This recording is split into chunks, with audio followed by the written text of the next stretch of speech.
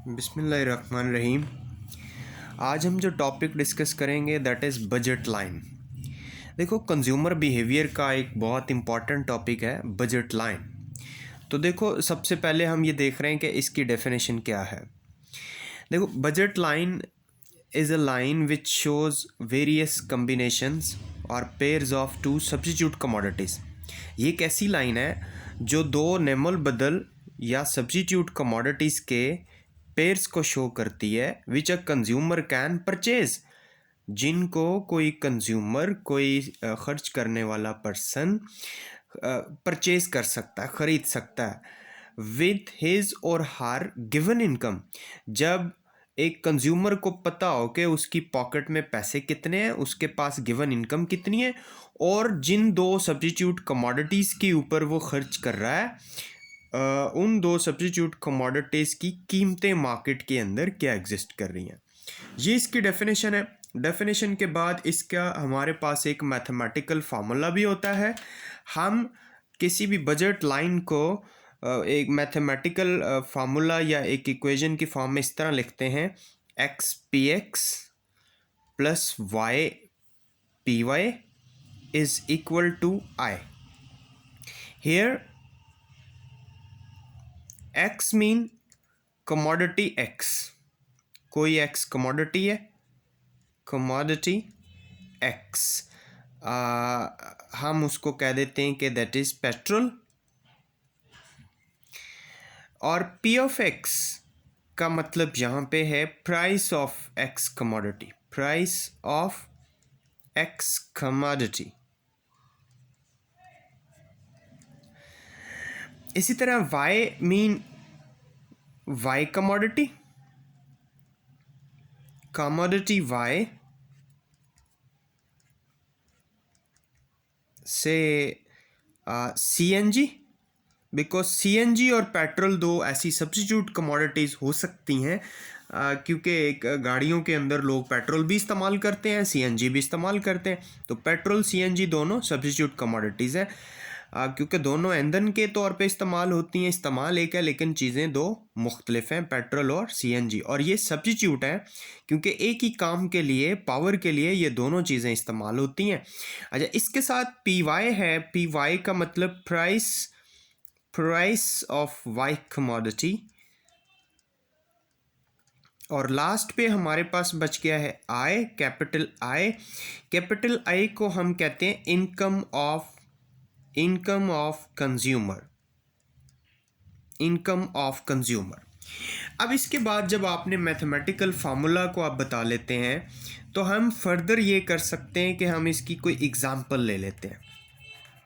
हम लेट करते हैं कि जो हमारे पास एक्स है, कमोडिटी एक्स, उसकी प्राइस है हमारे पास $2। कितनी? $2। और जो वाई है उसकी प्राइस है हमारे पास $1 पर लीटर या पर केजी। और जो कंज्यूमर है उसकी टोटल इनकम है $10। $10 उसकी पॉकेट में है टोटल। तो अब हम इन वैल्यूज़ को अगर सब्स्टिट्यूट करते हैं उसकी बजट लाइन में, जो कि बजट लाइन उसकी है यूं X P X plus Y P Y is equal to I. इसमें ही वैल्यूज़ हम यहाँ पे सब्स्टिट्यूट कर देते हैं एग्जांपल के तौर पे। एक्स जो है वो एज इट इज़ आएगा, प्राइस ऑफ एक्स की जगह 2 आएगा, तो हम इसको लिख सकते हैं 2x प्लस पी वाई की प्राइस है $1, तो हम पी वाई की जगह 1 पुट करेंगे तो ये 1y होगा। 1y को हम y ही लिखते हैं। और इनकम हमें गिवन है कंज्यूमर की $10, वो हम यहाँ पे पुट कर देंगे। तो हमारे पास ये एक उसकी एग्जाम्पल आ गई बजट लाइन की। अब फर्दर अगर हम मतलब इससे वो डिफरेंट पेयर्स जिनकी हम ये ऊपर बात कर रहे थे, हम वो डिफरेंट पेयर्स कैसे निकाल सकते हैं जिन पेयर्स को सीएनजी और पेट्रोल के, जिन पेयर्स को कोई कंज्यूमर अपनी $10 इनकम को स्पेंड करके हासिल कर सकता है। तो हम इसके लिए ये करते हैं कि इसकी ट्रांसपोजिशन कर लेते हैं। 2x अगर इस तरफ आएगा तो माइनस हो जाएगा। ये हमारे पास एक इक्वेशन है। इस इक्वेशन को लेके आगे चल के हम इसके डिफरेंट पेयर्स जो हैं वो निकालते हैं जो कि एक कंज्यूमर परचेज कर सकता है। अब उसके लिए हम एक टेबल प्रिपेयर कर सकते हैं। हम कहते हैं कि यूनिट्स ऑफ टेबल, इसे कह देते हैं हम टेबल कहते हैं हम इसे, यूनिट्स ऑफ एक्स कमोडिटी और यूनिट्स ऑफ वाई कमोडिटी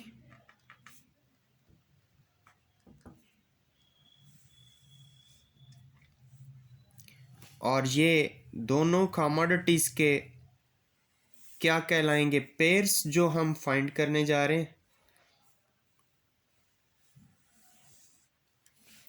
और X P X Y P Y हमारे पास एक उसकी बजट लाइन थी, इसके ऊपर हमने काम करने। हम लेट करते हैं कि वो एक्स के 0 यूनिट लेता है। इसका मतलब क्या है कि हम यहाँ पे इसकी जगह एक्स की जगह हम 0 पुट करेंगे, तो y कितना आएगा, 10 आएगा। यानी यहाँ पे 0 पुट करेंगे तो y हमारे पास 10 आएगा। अब ये दोनों वैल्यूज़ हम यहाँ पे लगा कर देखते हैं। 0 इंटू प्राइस ऑफ एक्स हमने प्राइस ऑफ एक्स जो थी वो हमने 2 रखी थी, तो 0 इंटू 2 यहाँ पर लगा देते हैं, प्लस y के 10 यूनिट्स हैं और प्राइस ऑफ y जो थी वो हमने लेट की थी $1, तो $1 को हम यहाँ लगा देते हैं, is equal to income total जो थी वो हमने $10 ली थी, तो $10 हम यहाँ लगा देंगे। अब अगर हम इसको देखें तो ये इक्वेशन जो है ये बैलेंस हो रही है, क्योंकि 10 इंटू 1 10 होता है और 0 इंटू 2 0 होता है, तो इनको ऐड करेंगे तो 10 ही होगा। हमारी इक्वेशन सेटिस्फाई हो रही है। हम लेट करते हैं कि ये हमारे पास ए पेयर है। इसके बाद ऐसा करते हैं कि हम इसका x का एक यूनिट बढ़ा देते हैं। x का अगर हम एक यूनिट बढ़ाते हैं तो इसका मतलब क्या है कि हम जहाँ पे x है वहाँ पे वैल्यू क्या लगाएंगे, हम 1 लगाएंगे, तो 10 में से 2 सब्ट्रैक्ट होगा तो बाकी क्या बच रहा है, 8। इसका मतलब क्या है कि 1 यूनिट अगर हम x का ले रहे हैं तो इसके 8 के जो कंज्यूमर है वो जो कमोडिटी y है उसके 8 यूनिट ले सकता है। ठीक है, इसी को हम यहाँ पे पुट करते हैं। 1 इसका यूनिट है, 2 इसकी प्राइस है, और यहाँ पे यूनिट इसके 10 है और 1 इसकी प्राइस है। इनको मल्टीप्लाई करके सेटल डाउन करें तो ये 10 के इक्वल ही होता है, और इसको हम कहते हैं बी पेयर। ये या तो ये परचेज कर सकता है या फिर यहाँ पे वो करता है, इसके 2 यूनिट करता है, तो इसके 2 यूनिट करेगा तो डेफिनेटली हम इसका मतलब क्या है कि हम इसकी जो ओरिजिनल जो बजट लाइन है उसमें हम यहाँ पे x की जगह पे 2 पुट करेंगे। x की जगह पे हम 2 अगर पुट करते हैं तो 2 2 ज़र 4, 10 में से सब्ट्रैक्ट करेंगे तो 6 आएगा। ठीक है, इसका मतलब क्या है कि अगर इसके 2 यूनिट लेता है तो इसके फिर 6 यूनिट लेगा, इसके 2 यूनिट फॉरगो कर देगा। यही वैल्यूज़ अगर हम यहाँ पे लगाते हैं तो हमारी जो इक्वेशन है वो भी सेटिस्फाई होती है, 10 इज इक्वल टू 10 ही होता है। अच्छा, इससे हमें एक ट्रेंड पता चलता है व्यूअर्स कि जैसे वो x के 1 यूनिट को बढ़ाता है तो उसको y कमोडिटी के यानी CNG के 2 यूनिट फॉरगो करना पड़ते हैं। तो हम अगर यहाँ पे 3 यूनिट करेंगे तो ये 4 हो जाएगा। इसी तरह क्योंकि ट्रेंड हमें और इसका डिफरेंस जो है वो पता चल चुका है, इसी तरह इन वैल्यूज़ को अगर हम यहाँ पे लगाते हैं तो हमारे पास ये इक्वेशन भी साथ सेटिस्फाई हो रही है। अगर हम यहाँ पे इसके 4 यूनिट करेंगे तो यहाँ पे 2 हो जाएगा, तो 4 into 2 plus 2 into 1 is equal to 10। ये हमारे पास ई पेयर आ गया। इसी तरह अगर इसके 5 यूनिट करते हैं तो यहाँ पे 0 यूनिट हो जाएंगे। 5 into 2 10 plus 0 into 1 is equal to 10, ये भी सेटिस्फाई हो जाएगी। इसको हम ABCDE और ये F हमारे पास एक पेयर आ गया। 0 से 0 तक हमने इसके पेयर्स को फाइंड आउट करना है बजट लाइन के टेबल में। ठीक है ना, तो यहाँ पे ये F वाला लास्ट वाला ये पॉइंट बता रहा है कि जब वो इसके 5 यूनिट्स लेगा तो इसके 0 यूनिट लेने के काबिल होगा, क्योंकि जैसे जैसे वो एक्स के यूनिट बढ़ाएगा तो उसको दूसरी जो कमोडिटी, क्योंकि उसकी इनकम जो है वो फिक्स है $10 है, तो उसी को उसने 2 सब्स्टिट्यूट कमोडिटीज़ के ऊपर स्पेंड करना है। तो ये मुख्तलिफ पेयर्स हैं जिनमें एक जो कमोडिटी है उसके यूनिट्स को, जब पेट्रोल के यूनिट्स को बढ़ाता है तो उसको सीएनजी के यूनिट्स यानी वाई कमोडिटी के यूनिट्स को फरगो करना पड़ता है। तो ये हमारे पास पेयर्स आ गए ए से एफ तक, ये इसका टेबल प्रिपेयर हो गया। इसी तरह हम क्या करते हैं कि हम इसकी डायग्राम भी बना लेते हैं। अगर हम डायग्राम की बात करें तो हम इस तरह इजीली 2 एक्सिस बनाएंगे।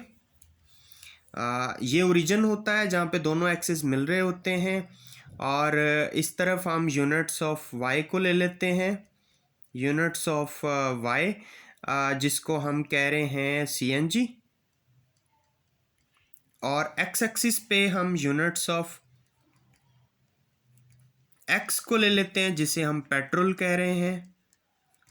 यहाँ पे हमारे पास जो पेट्रोल है उसके यूनिट 0 से 5 तक हैं, तो हम यहाँ पे इक्वल डिस्टेंस के साथ हम इन वैल्यूज़ को ले लेंगे। ओरिजिन के बाद 1 है, फिर 2 है, फिर उसके बाद 3 है, देन 4 है, देन 5 है। इसी तरह हमारे पास y की जो वैल्यूज़ हैं वो 0 से 10 तक हैं, तो हम क्या करेंगे, इसका 2 का डिफरेंस ले लेंगे। डिस्टेंस इक्वल होना चाहिए, स्केल भी सेम होना चाहिए, 2 4 उसके बाद 6 के बाद 8 और 8 के बाद 10, क्योंकि मैक्सिमम वैल्यू 10 है तो हम यहाँ पे छोड़ देंगे। अब इसके बाद हम देखेंगे सबसे पहले हमारा जो ए जो हमारा पेयर है उसमें 0 10 का कम्बिनेशन है, यानी x के यूनिट 0, इसका मतलब यहीं पे, और y के 10 है, तो ये हमारे पास ए पेयर है। इसके बाद अगर हम देखें तो फिर हमारे पास दूसरा जो b कम्बिनेशन है वो 1 और 8 का है, तो 1 और 8 का कम्बिनेशन ये बन रहा है जिसे हम बी पेयर कह रहे हैं। ठीक है, यहाँ पे हम एक कोऑर्डिनेशन पॉइंट ले लेंगे। इसी तरह अगला जो कम्बिनेशन है सी का जो सी पेयर है वो 2 और 6 का कम्बिनेशन है, तो in front of 2 and 6, in front of 2 and 6 हमें एक और कोऑर्डिनेशन पॉइंट मिलेगा जिसे हम सी कह रहे हैं।